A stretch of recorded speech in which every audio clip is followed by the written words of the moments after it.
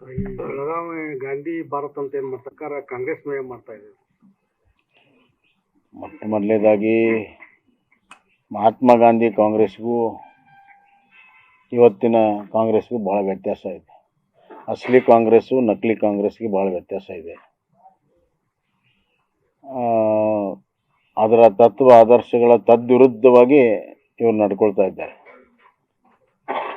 ಕರ್ನಾಟಕ ರಾಜ್ಯದ ಆಡಳಿತವೇ ಅದಕ್ಕೆ ಸಾಕ್ಷಿ. ಸಂವಿಧಾನದಲ್ಲಿ ನಂಬಿಕೆ ಇಲ್ಲ, ಅಂಬೇಡ್ಕರ್ ಬಗ್ಗೆ ವಿಶ್ವಾಸ ಇಲ್ಲ, ಕಾನೂನು ರೀತಿಯಲ್ಲಿ ಆಡಳಿತ ಇಲ್ಲ. ಕಾನೂನು ಸುವ್ಯವಸ್ಥೆ ಹದಗೆಡದಿಂದ ಹಿಡಿದು ಎಲ್ಲ ಇಲಾಖೆಯಲ್ಲಿ ಎಲ್ಲ ನಿಗಮಗಳಲ್ಲಿ ಇವತ್ತು ಭ್ರಷ್ಟಾಚಾರ ಆಗ್ತಿರುವಂಥದ್ದು ನೋಡ್ತಾ ಇದ್ದೇವೆ. ಯಾವ ದೀನರ ಬಡವರ ಹೆಸರಿನಲ್ಲಿ ಇವರು ಮತ ಪಡ್ಕೊಂಡಿದ್ದಾರೆ, ಅವರಿಗೆ ಒದಗಿಸಿರುವ ಅನುದಾನವನ್ನೇ ಇವತ್ತು ಭ್ರಷ್ಟಾಚಾರದಲ್ಲಿ ಇವತ್ತು ಆ ನಿಗಮಗಳು ಮುಳುಗಿರೋದು ನೋಡಿದ್ರೆ ಇವತ್ತು SC/ST ಸಮುದಾಯಕ್ಕೆ ಇವತ್ತು ಭಾಳ ದೊಡ್ಡ ಅನ್ಯಾಯ ಈ ಸರ್ಕಾರದಿಂದ ಆಗ್ತಾ ಇದೆ.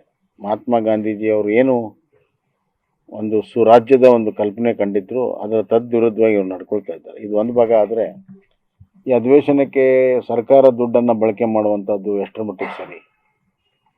ಸಿದ್ದರಾಮಯ್ಯ ಅವರು 15 ಸತಿನೋ 16 ಸತಿನೋ ಬಜೆಟ್ ಮಂಡನೆ ಮಾಡಿ ಅಂತ ಹೇಳ್ಕೊತಾರೆ. ಯಾವ ಹೆಡ್ಡಿನಲ್ಲಿ ಇದಕ್ಕೆ ಒದಗಿಸಿದ್ರು ಹಣ, ಈಗ ಹೆಂಗೆ ಬಿಡುಗಡೆ ಮಾಡಿದರು,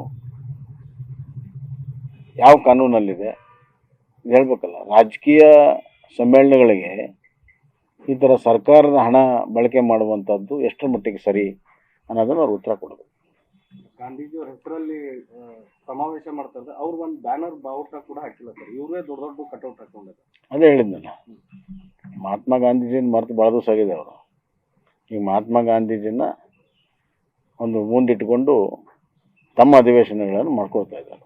ತಮ್ಮ ಬ್ಯಾನರು, ತಮ್ಮ ಇದು ಇಟ್ಕೊಂಡು ಬ್ಯಾನರ್ಗಳನ್ನು ಮಾಡ್ತಾರೆ. ಅದಕ್ಕೆ ಅಸಲಿ ಮತ್ತು ನಕಲಿ, ಅಸಲಿ ಗಾಂಧಿ ಹೆಸರಿನಲ್ಲಿ ನಕಲಿ ಅಧಿವೇಶನ ನಡೀತಾ ಇದೆ.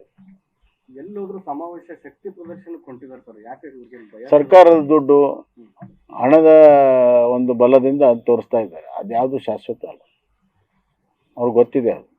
ಜನ ಸಂಪೂರ್ಣವಾಗಿ ಭ್ರಮ ನಿರಸನಗೊಂಡಿದ್ದಾರೆ. ರೈತರಿಂದ ಹಿಡಿದು ಯುವಕರಿಂದ ಹಿಡಿದು ಎಲ್ಲ SC/ST ಜನ ಭ್ರಮ ನಿರಸನಗೊಂಡಿದ್ದು ಗೊತ್ತಿದೆ ಅವ್ರಿಗೆ. ಅದಕ್ಕೆ ಅದನ್ನು ಮರಿಮಾಚುವ ರೀತಿಯಲ್ಲಿ ಸಮಾವೇಶಗಳನ್ನು ಮಾಡಿ ನಮ್ಮ ಶಕ್ತಿ ಇನ್ನೂ ಇದೆ ಅನ್ನೋ ತೋರಿಸುವಂಥ ಒಂದು ವ್ಯರ್ಥ ಪ್ರಯತ್ನ ಮಾಡ್ತಾರೆ.